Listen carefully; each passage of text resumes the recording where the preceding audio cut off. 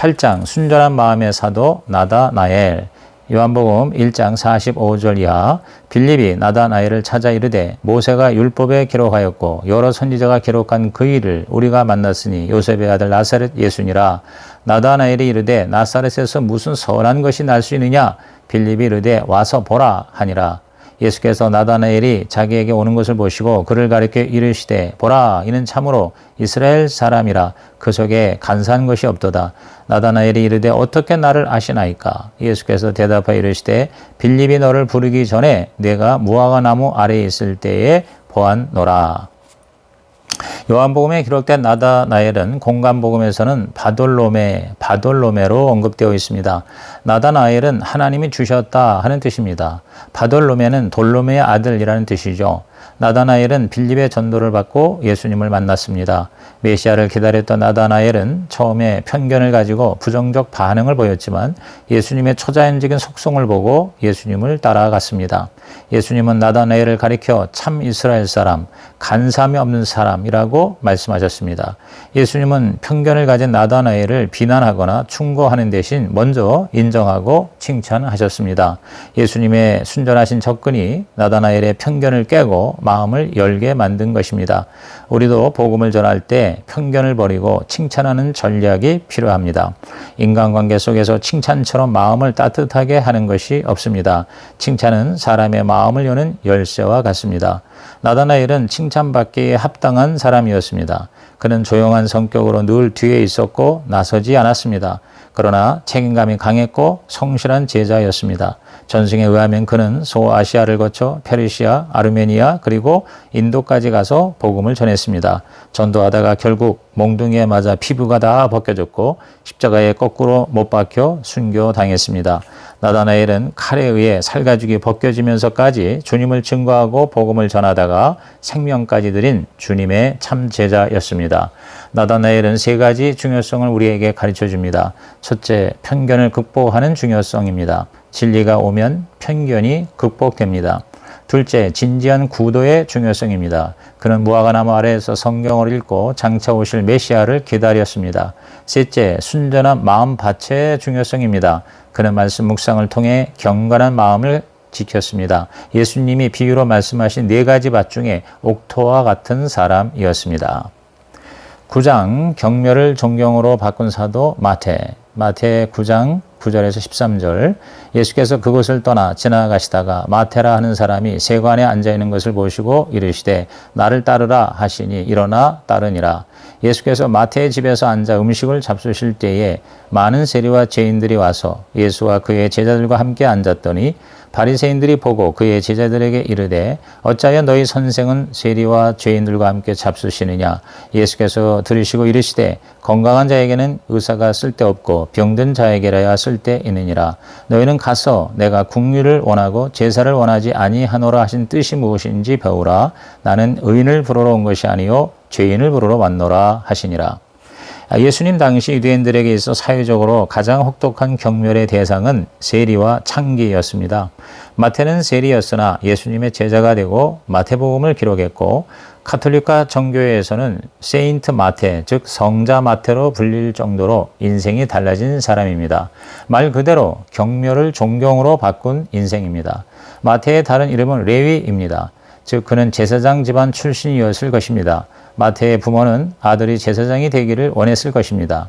그러나 마태는 세리라는 신리의 길을 선택했습니다. 당시 세리가 되어 로마 정부와 결탁하면 많은 돈을 벌 수 있었기 때문이죠. 물론 동족에게는 매국노가 되었습니다. 가버나움 출신의 마태는 아마도 예수님에 대해서 알고 있었을 것입니다. 자신의 직업과 행위에 대해 죄책감을 가지고 있었던 마태는 예수님이 나를 따르라고 하신 순간 그 마음속에 있던 변화에 대한 열망이 인생의 최대 결단을 하게 했을 것입니다. 예수님을 따르기로 결심한 그날 마태는 잔치를 열었습니다. 그 잔치에 예수님을 초대하여 공개적으로 예수님의 제자됨을 선언하고 자신의 잘못을 뉘우치는 배상을 약속했습니다. 그 잔치에 적지 않은 사람들이 예수님을 믿었을 것입니다. 마태라는 이름은 하나님의 선물이라는 뜻입니다. 처음에는 레위였던 그가 예수님을 만나고 하나님의 선물로 새로 태어난 인생이 된 것입니다. 그는 세리 세리가 되기 전에 제사장 교육을 받았을 것입니다. 아울러 세리로서의 전문성도 가졌습니다. 늘 장부와 문서를 정리했겠지요. 하나님은 그로 하여금 돈을 계산하던 펜으로 주님을 증언하는 복음서를 집필하게 하셨습니다. 자기를 경멸하고 비웃던 동족을 대상으로 자신을 변화시킨 그리스도를 전하는 전도자가 되었습니다. 하나님의 놀라운 섭리인 것이죠. 교회 전승에 의하면 마태는 주로 이스라엘에 머물며 자기 동족 유대인들에게 전도하는 것을 사명으로 여겼던 것 같습니다. 그러나 인생 말년에 아프리카의 에티오피아까지 가서 복음을 전했고 돌아오는 길에 창을 맞고 순교한 것으로 알려져 있습니다. 그가 남긴 교훈은 첫째, 희생적인 결단입니다. 누가복음 5장 28절에 보면 예수님을 따를 때 마태는 모든 것을 버리고 따라갔다라고 했습니다. 돈을 위해 살던 인생이 돈을 버리고 예수님을 위해 사는 인생으로 바뀐 것입니다. 둘째, 그의 전인적인 변화입니다. 그는 죄인 세리에서 성자 의인으로 온전히 변화되었습니다. 셋째, 은사적인 헌신의 삶입니다. 자기가 가장 자신했던 능력과 은사와 전문성을 가지고 주님을 섬겼습니다. 무디의 동역자 생키도 세무사였는데 예수를 믿고 무디 목사의 사역을 위해 평생 그림자처럼 섬겼고, 가수였던 조지 쉐아가 빌리그램의 찬양 사역자가 되어 섬겼는데 마태가 마치 예수님을 위해 그와 같았습니다. 10장, 진정한 열정으로 인도된 사도 시몬. 누가복음 6장 15절, 마태와 도마와 알파의 아들 야고보와 셀롯이라는 시몬과, 시몬은 예수님의 제자 명단에 이름이 기록된 것 외에는 성경에 어떠한 활동의 언급도 없습니다. 누가복음에 셀롯이라는 시몬이라고 했는데 셀롯이란 영어의 zeal, 즉 열심이라는 뜻입니다. 그래서 시몬은 열심당원 출신으로 알려져 있지요. 마태 10장 4절에서는 가나나인 시몬이라고 나와 있는데 히브리어 카나라는 말은 열심이 있다라는 뜻입니다. 결국 시몬은 매우 열정이 넘치는 열혈당원이었다는 것입니다.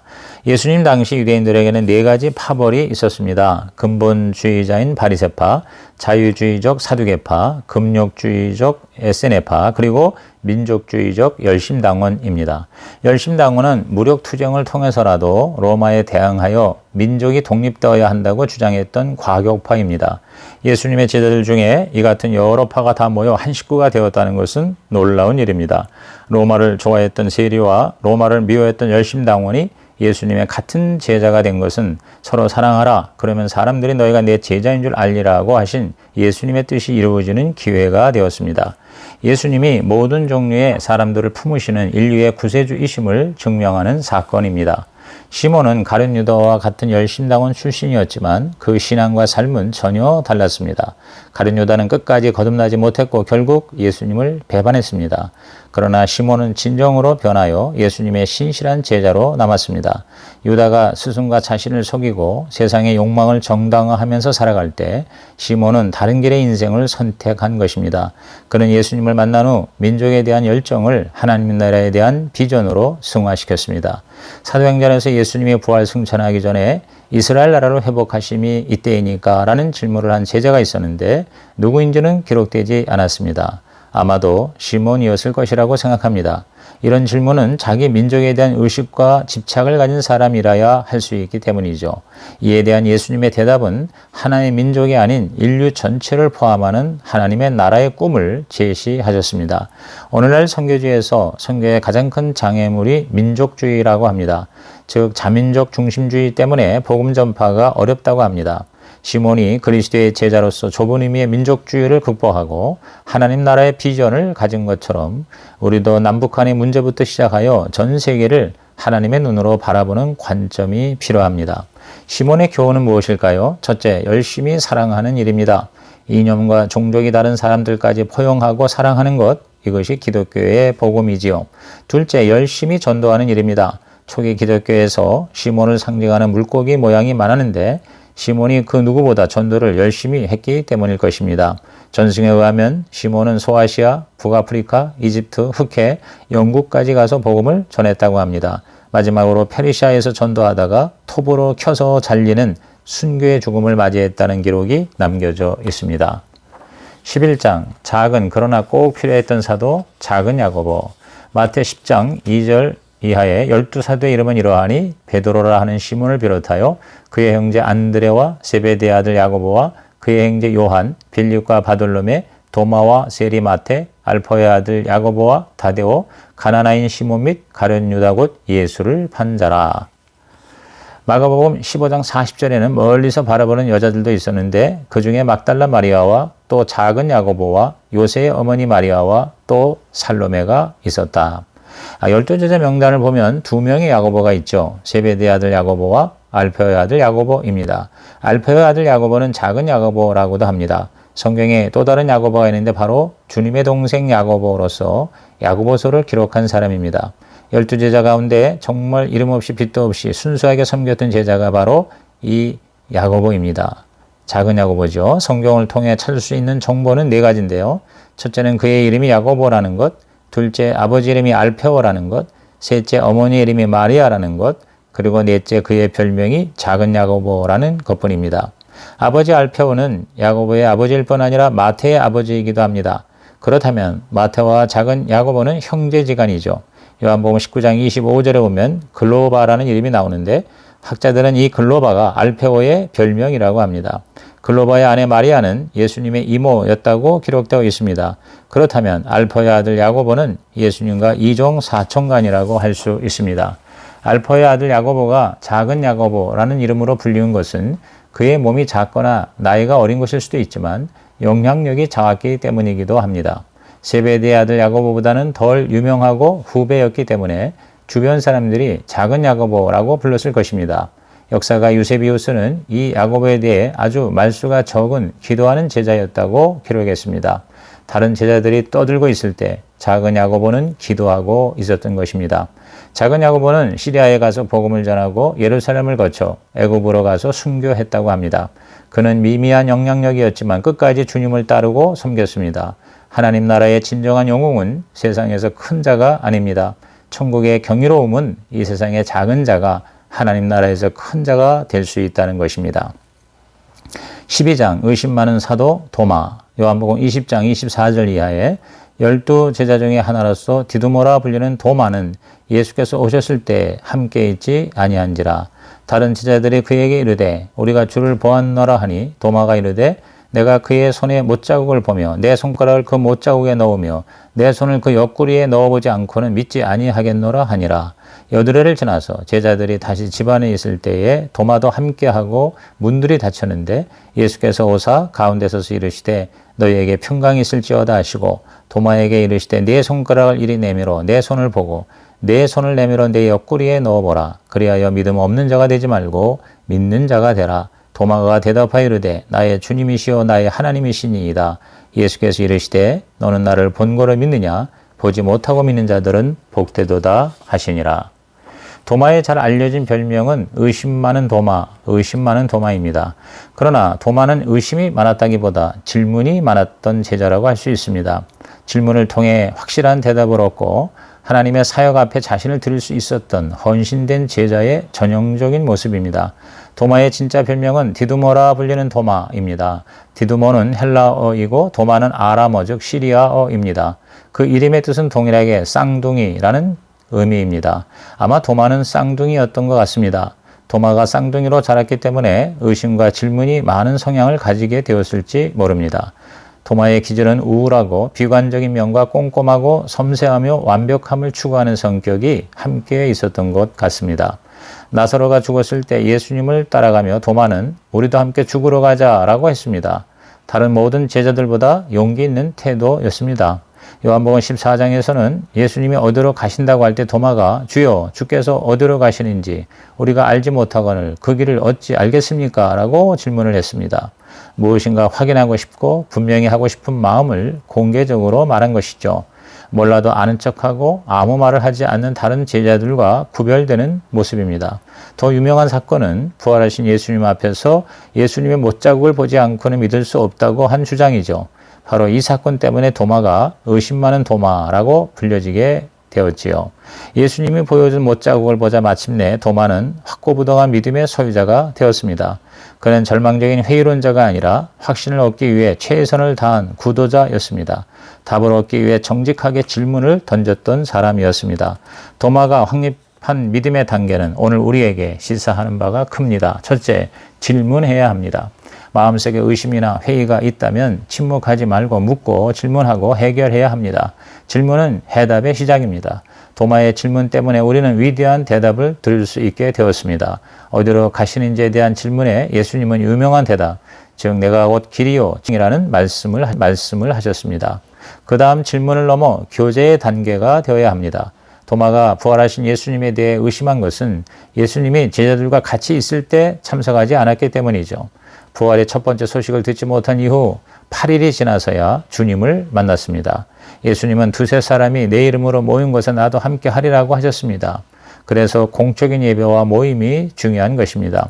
믿음은 예배의 자리에서 주님의 임재와 교제를 체험할 때 더 강화되는 것입니다. 예배에서 가장 중요한 것은 예배자와 예배의 대상이신 주님과의 만남입니다. 도마를 통해 깨닫는 교훈은 믿음의 본질에 관한 것입니다. 예수님은 보지 않고 믿는 자가 더 복되다고 하셨습니다. 믿음은 바라는 것들의 실상이요 보이지 않는 것들의 증거입니다. 믿음이란 보이지 않지만 약속의 말씀에 근거해서 신뢰하는 것입니다. 그것이 진정한 믿음의 본질입니다. 도마는 그 사건 이후에 제자들과 늘 함께하는 삶을 살았습니다. 전승에 의하면 도마는 인도에 가서 복음을 전하다가 지금의 첸나이 지역에서 원주민이 던진 창에 찔려 순교했습니다. 그가 창에 찔려 죽어가면서 주를 예배하나이다, 주를 예배하나이다 라는 말을 반복해서 외쳤다고 합니다. 지금도 인도 첸나이에 가면 도마의 무덤과 도마 기념교회가 있는데 그 교회 정면에는 주를 예배하나이다 라고 쓰여져 있습니다. 우리는 주님의 제자로서 예배의 자리, 교제의 자리, 믿음의 자리를 지켜 나가야 하겠습니다. 13장 구원받지 못한 사도 가룟 유다. 요한복음 12장 4절 이하에 제자 중 하나로서 예수를 잡아줄 가룟 유다가 말하되 이 향유를 어찌하여 300데나리온에 팔아 가난한 자들에게 주지 아니하였느냐 하니 이렇게 말함은 가난한 자들을 생각함이 아니요 그는 도둑이라 돈깨를 맞고 거기에 넣는 것을 훔쳐 가밀어라. 가룟인 유다는 가롯 지역의 사람이라는 뜻입니다. 가롯은 그리옷으로 유다 헤블론 남쪽의 작은 마을입니다. 다른 제자들은 대부분 북쪽 갈릴리 출신인데 반해서 가룟 유다는 남쪽 유다 지역 출신입니다. 유다라는 말은 하나님이 찬양받으신다라는 뜻인데 유다는 그 이름값을 하지 못한 사람입니다. 그는 찬양의 대명사가 아니라 배신과 저주의 대명사가 되었습니다. 원래 유다는 12지파 중에 가장 위대한 지파이고 다윗과 예수님이 그 유다 지파에서 나왔죠. 예수님의 동생 중에도 유다라는 이름을 가진 자가 있습니다. 유다의 인물됨은 긍정과 부정의 명암이 섞여 있었습니다. 그는 신뢰받을 만한 사람이었습니다. 제자 공동체의 재정을 맡았기 때문입니다.